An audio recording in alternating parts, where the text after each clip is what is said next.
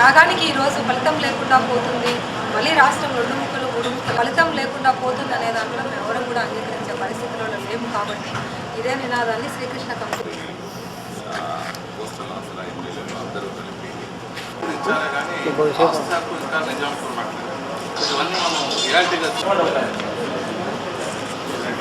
Greater Rayalaseema Rayal Telangana అయితే చెప్పారు. దాంట్లో కొంచెం సెన్స్ ఉంది, మీనింగ్ ఉంది. ఎందుకంటే వారు ఒకటే చెప్తున్నారు, ఈరోజు రాష్ట్రాలు చిన్నగా ఏదైతే తెలంగాణ వెనుకబడింది ఈరోజు భారతదేశంలో 96 జిల్లాలు వెనుకబడిన జిల్లాలుగా ఏర్పాటు చేయమని ఎంఐఎం కోరిన దాంట్లో వాస్తవం ఉందని, అయినప్పటికీ కూడా తాము సమైక్యాంధ్రకే కట్టుబడి ఉన్నామని చెప్పేసి అంటున్నారు.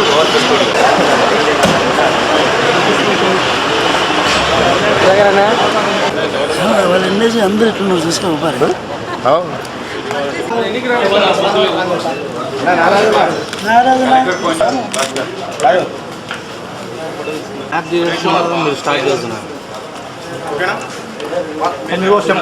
స్థాయిలో కర్నూలు జిల్లాలో ఉన్నటువంటి కొన్ని గ్రామాలను పర్యటించింది, ప్రజల అభిప్రాయాలు కూడా తెలుసుకుంది. ఈ నేపథ్యంలో ప్రజాప్రతినిధుల వారి అభిప్రాయాలు ఎలా ఉన్నాయి, శ్రీకృష్ణ కమిటీకి వాళ్ళు ఎలాంటి నివేదిక ఇవ్వబోతున్నారంటే అడిగి తెలుసుకున్నటువంటి ప్రయత్నం చేసినటువంటి ప్రజాప్రతినిధులను అడిగి వాళ్ళ మనోభావం తెలుసుకున్నాం. మీరు శ్రీకృష్ణ కమిటీకి ఎలాంటి నివేదిక ఇవ్వబోతున్నారు, ప్రధానంగా అంశాలు ఏంటి? మొట్టమొదటిసారిగా రావటము, అందుకే మన కర్నూలులో ఉండే జిల్లా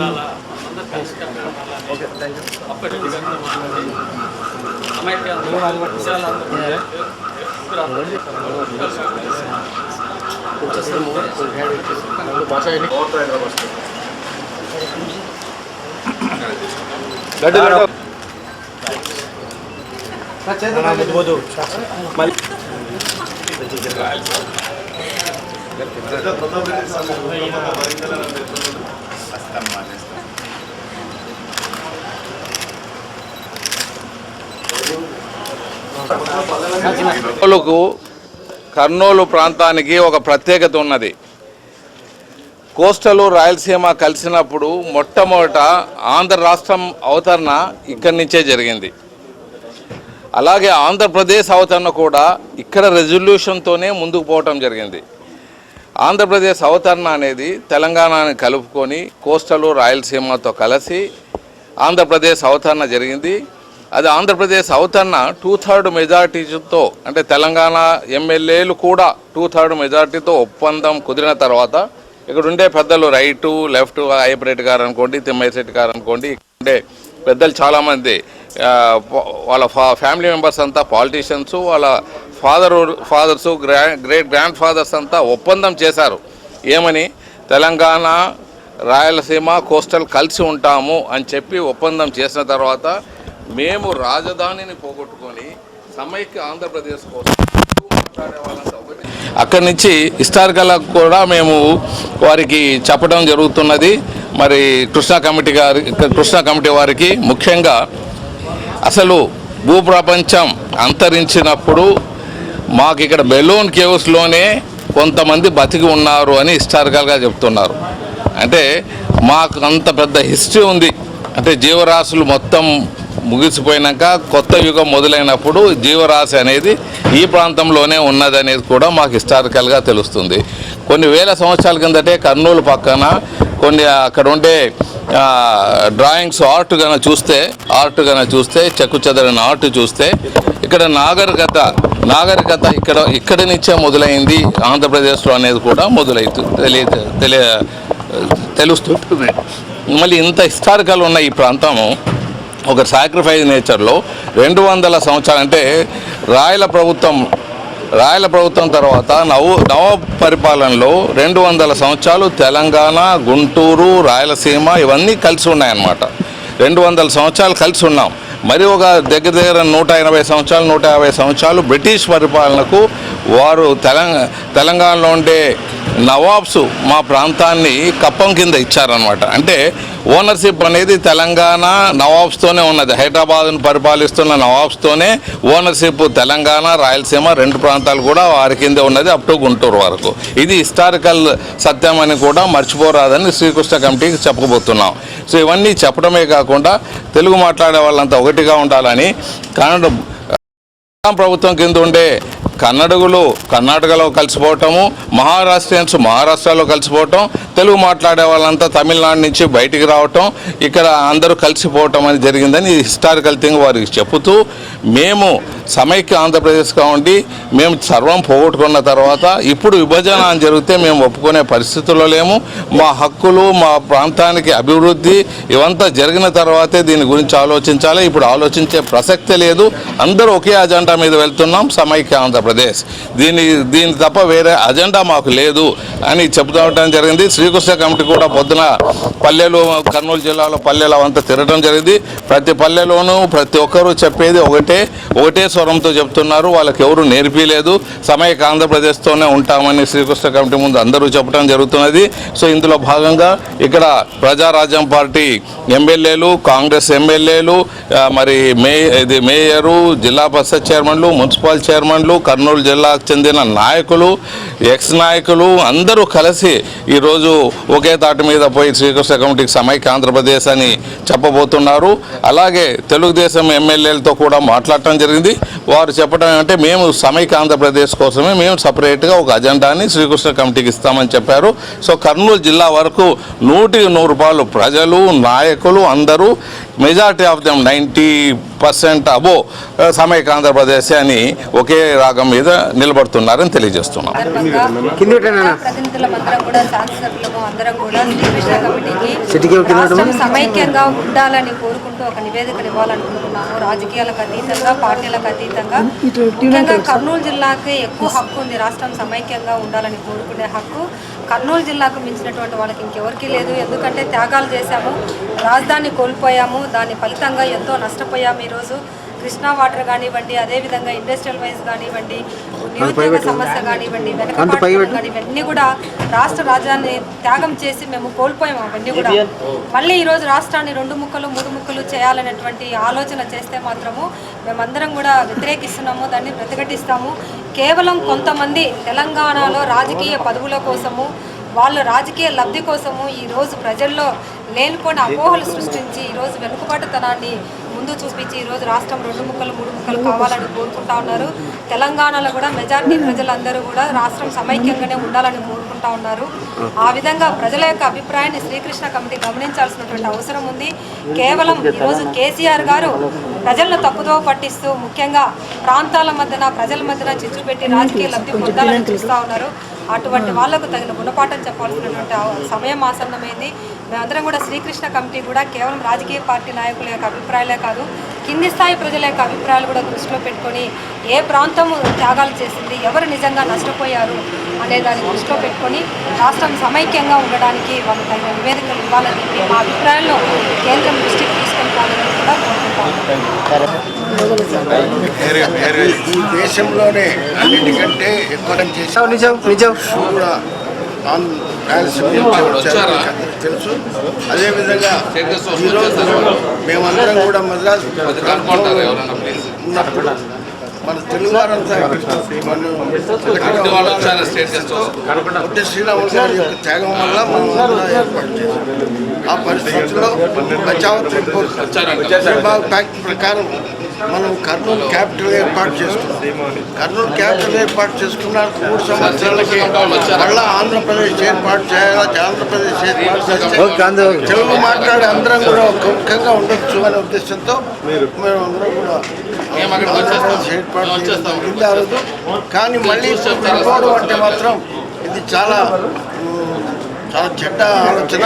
సో మొత్తం కలిసి ఉండాలని ఉండాలి. ఒకవేళ కలిసి ఉండలేక ఏదైనా ఇబ్బందులు ఉండే పరిస్థితులు ఏర్పడితే, విభజించాల్సినవి ఏర్పడితే మళ్ళీ రాయలసీమ ప్రత్యేకంగా ఉంటూ కర్నూలు క్యాపిటల్ ఉండాలని నేను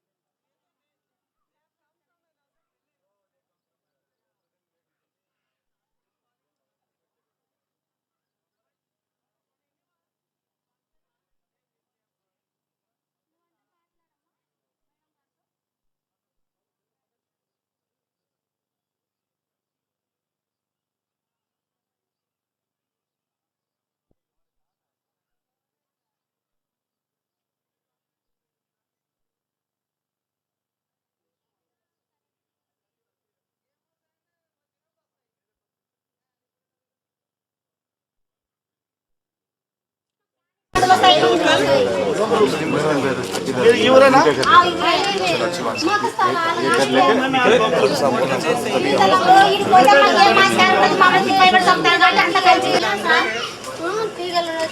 అందరూ కలిసి ఉండాలని ఏదైనా మీరు ఏమైనా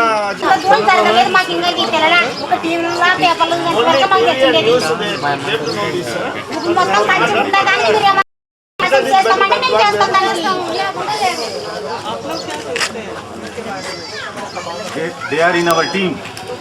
नहीं, they are our team member हैं. बात हमारे साथ आए. So we will talk to some family here. नहीं, यहाँ family है बोल रहे हैं. లోకల్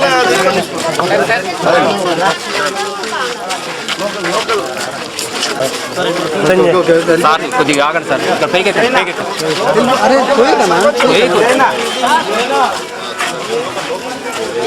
లోకల్ కార్యదర్శి ఊరు మొత్తం విభాగం సార్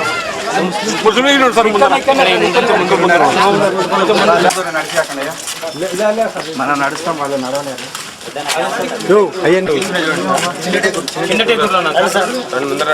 ఇక్కడే ఆపుతాం ఇక్కడే ఆపుతాం డౌన్ చేయండి మేము వెళ్ళంలే.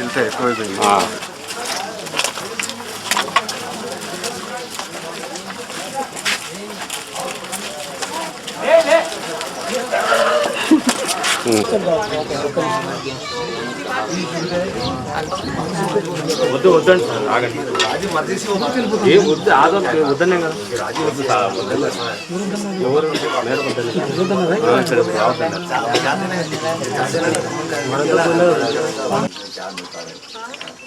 दो मिलकर रहा तो जब क्या तो भी फायदा मिलेगा. एक रहा तो एक हाथ करता तो यहाँ का पानी भी वहाँ से आता है.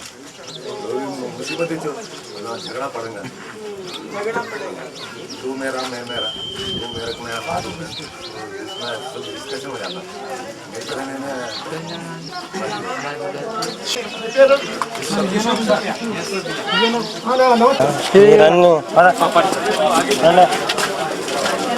ग्राम पंचायत सरपंच मैडम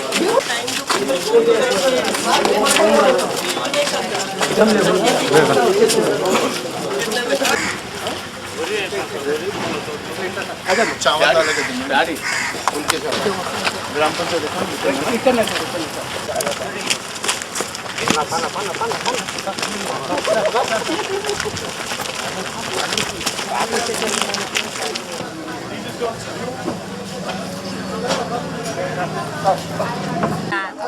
पानी की प्रॉब्लम है. पानी भूसी है. वहाँ बहुत है पानी. यहाँ पे तो बारिश का पानी आता है. बड़े लोग मिलके सबके मिला के ఎప్పటికైనా కలిసి ఉండాలి. हम सब मिलके सब कोई अलग नहीं रहते. समूह के वजह से सब मिलजुल के रहते हैं. ये जो తెలంగాణ में जब झगड़ा अब आप खुश हो रहे हैं हम लोग समूह के वजह से. अभी तो झगड़ा होती मनक जरगने लगे के बारे में बहुत झगड़ा कर रहे हैं वो लोग. समी के अंदर होना एक तो सभी लोग मिलकर रहना.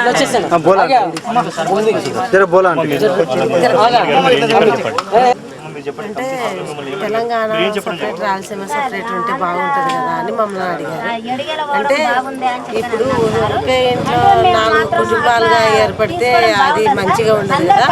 అట్లాగే మన కుటుంబం ఎట్లా ఉంటుందో అట్లాగే తెలంగాణ రాయలసీమ కలిసి ఉంటే చాలా బాగుంటుందని మేము కోరుతున్నాం. అంటే బాగుంటుందమ్మా తెలంగాణ చాలా అంటే ప్రజలు పేదవాళ్ళు అనే వాళ్ళు నష్టపోతారు. ఉన్న వాళ్ళు ఉద్యోగస్తులు అలాంటి వాళ్ళేం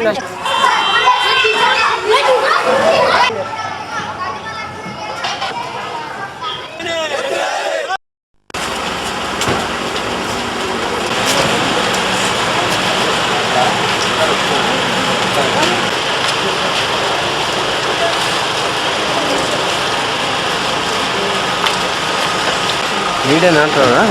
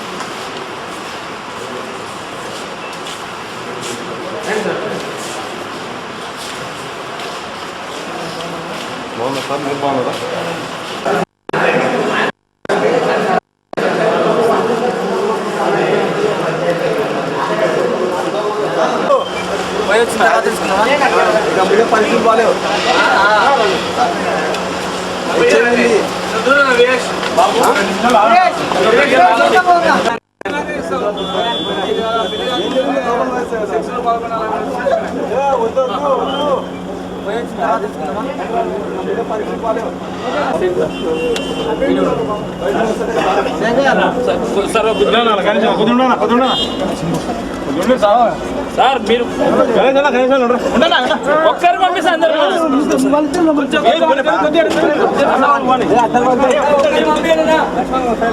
కొంచెం చేసి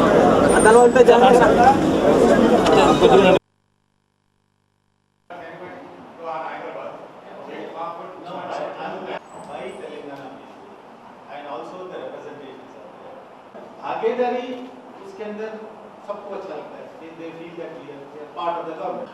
So that is the grand. So now Telangana people said that all our decision making level, we don't have Telangana people. We have people from outside Telangana. Punjab maybe.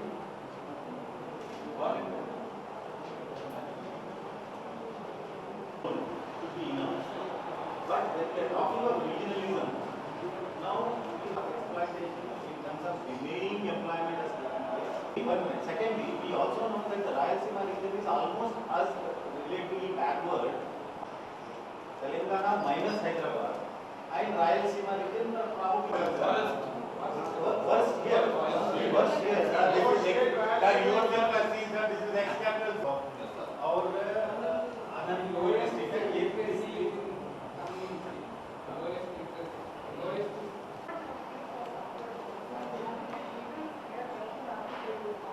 That you become Rayalaseema as a separate state. So you can develop Kannur. It takes what Hyderabad city next 10 years. I'm just posing. You're going to stop, sir? Again. My last point is sir, I wanted a last point. Sir, I wanted a last point. That's a different issue. But now a solution, the problem का solution हम बोल रहे हैं आप दूसरी चीज.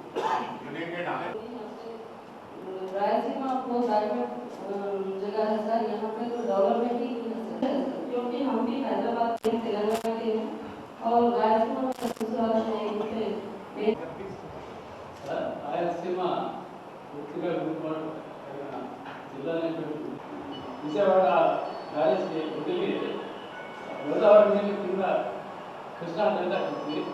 Krishna water Rayalaseema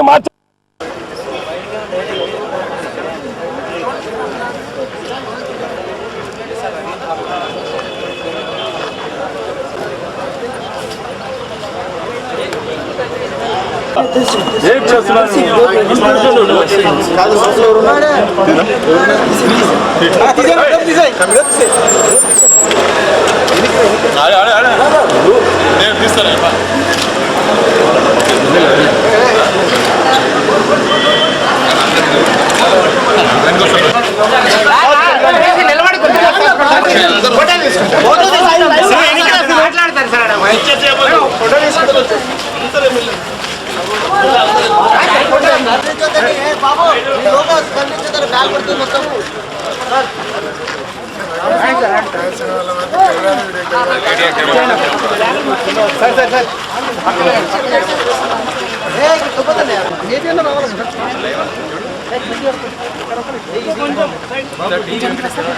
madam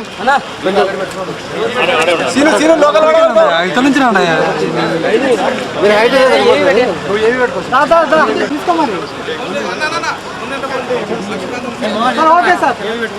Kurnool జిల్లా కావటం జరిగింది కృష్ణా కమిటీతో. అందరూ ఒకే ఒక అభిప్రాయం, ఏకాభిప్రాయం సమైక్య ఆంధ్రప్రదేశ్ అని. సో వారితో మనం అన్ని విషయాలు అన్ని విధాల సమైక్య ఆంధ్రప్రదేశ్ గురించి, దానివల్ల లాభాల గురించి నాయకులు ఎమ్మెల్యేలు ఎక్స్ప్లెయిన్ చేయటం జరిగింది. ముఖ్యంగా వెనకబాటుతనాన్ని గురించి నాయకులు చెప్పటం, రాయలసీమ ప్రాంతం ఆంధ్రప్రదేశ్ అవతరణ జరిగినప్పటి నుంచి వెనుకబాటుతనంగా అంటే బ్యాక్వర్డ్ జిల్లాలుగా ఇండిపెండెన్స్ డిక్లేర్ అవుతూనే ఉన్నాయి. మా పరిస్థితులు ఎలా ఉన్నాయి, అయినా మేము సాక్రిఫైస్ చేసి తెలుగు మాట్లాడే వాళ్ళంతా ఒకటిగా ఉండాలని రాజధానిని ఇచ్చాం, కృష్ణా నీళ్ళు ఇచ్చాం. ఈరోజు ఏమీ హక్కులు లేకుండా విడిపోతాము అంటే అది మేము ఒప్పుకునే లేదు.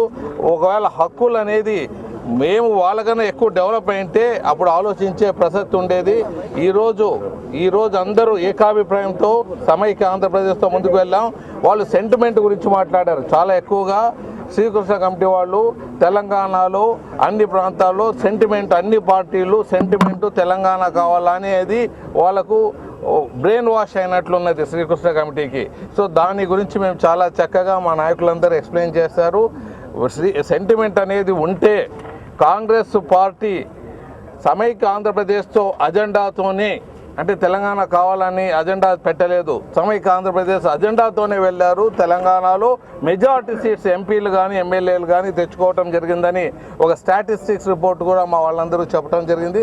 ఈ విధంగా ప్రతి ఎమ్మెల్యే కొద్ది టైము వాళ్ళు ఇచ్చిన టైంలో వాళ్ళ అభిప్రాయాలు సమైక్య ఆంధ్రప్రదేశ్కి ఓటు వేస్తూ తెలియజేయటం జరిగిందని తెలియజేస్తున్నాం. వారు కూడా సమైక్య ఆంధ్ర రాష్ట్రాన్ని కోరుతా ఉన్నారు. దాన్ని ముమ్మాటికి సమైక్య ఆంధ్ర రాష్ట్రం ఉండాలని చెప్పి పలుమార్లు మేము చెప్పడం జరిగింది.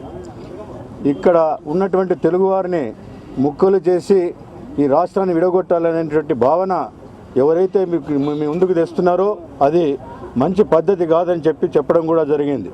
వారు కొన్ని సెంటిమెంట్ విషయాలకు ప్రస్తావన తీసుకొచ్చినప్పుడు మేము చెప్పాం, సెంటిమెంట్ కాదు, అది బ్లాక్మెయిల్ రాజకీయం అక్కడ జరుగుతున్నది తెలంగాణలో. అది బ్లాక్మెయిల్ రాజకీయం, దాన్ని మేము ఏమాత్రం కూడా అనుసరించాము. కేవలం శాంతియుతంగా మా రాయలసీమలో మేమందరం కూడా సమైక్యంగా ఉండాలని చెప్పి ఈరోజు అందరూ ఎమ్మెల్యేలు కానీ, అదేవిధంగా మండల అధ్యక్షులు కానీ, జెడ్పీటీసీ మెంబర్లు కానీ, కౌన్సిలర్స్ కానీ, కార్పొరేటర్స్ కానీ అందరూ కూడా ఒకటే భావనతో సమైక్య ఆంధ్ర రాష్ట్రం ముందుకు సాగాల, ఇదే విధంగా శాంతియుతంగా ఈ రాష్ట్రం అభివృద్ధి స్పృతంగా ముందుకు పోవాలని చెప్పి మేము కోరుకుంటున్నామని చెప్పి మనవి చేస్తూ సెలవు తీసుకుంటాం. ప్రజారాజ్యం పార్టీ శోభా నాగిరెడ్డి గారు ఈరోజు శ్రీకృష్ణ కమిటీకి కర్నూలు జిల్లాలో ఉన్నటువంటి అన్ని రాజకీయ పార్టీలు, రాజకీయాలకు అతీతంగా, పార్టీలకు అతీతంగా అందరం కూడా రాష్ట్రం సమైక్యంగా ఉండాలని చెప్పి శ్రీకృష్ణ కమిటీ ముందు మా వాదన వినిపించడం జరిగింది. అదేవిధంగా రాయలసీమ తెలంగాణ కంటే వెనుకబడి ఉందన్నటువంటి నిజాన్ని శ్రీకృష్ణ కమిటీ కూడా ఇందాక అంగీకరించడం జరిగింది. రాయలసీమ అన్నిటికంటే కూడా వెనకబడినటువంటి ప్రాంతం అని చెప్పి వాళ్ళు కూడా అంగీకరించారు. అటువంటి వెనకబడిన ప్రాంతమైనటువంటి మనము ఆ రోజు మన రాజధాని సాక్రిఫైస్ చేశాము. దాని ప్రతిఫలంగా ఈరోజు రాష్ట్రం సమైక్యంగా ఉండాలని కోరుకుంటున్నామని చెప్పినాము. అదేవిధంగా వాళ్ళు సెకండ్ ఒపీనియన్ అడిగారు. ఇంకా సెకండ్ ప్రపోజల్ ఏదన్నా ఉంటే చెప్పండి, మీరు ఎవరితో కలుస్తారు, ఏమైనా అటువంటి ఆలోచనలు ఉంటాయన్నప్పుడు కూడా మేమందరం కూడా ఒకటే చెప్పాము, సెకండ్ థాటే లేదు, అందరం కూడా సమైక్యంగా ఉండాలనేటువంటి కోరికనే మా అందరిదని చెప్పి గట్టిగా శ్రీకృష్ణ కమిటీ ముందు అందరం మా వాదన గట్టిగా వినిపించడం జరిగింది.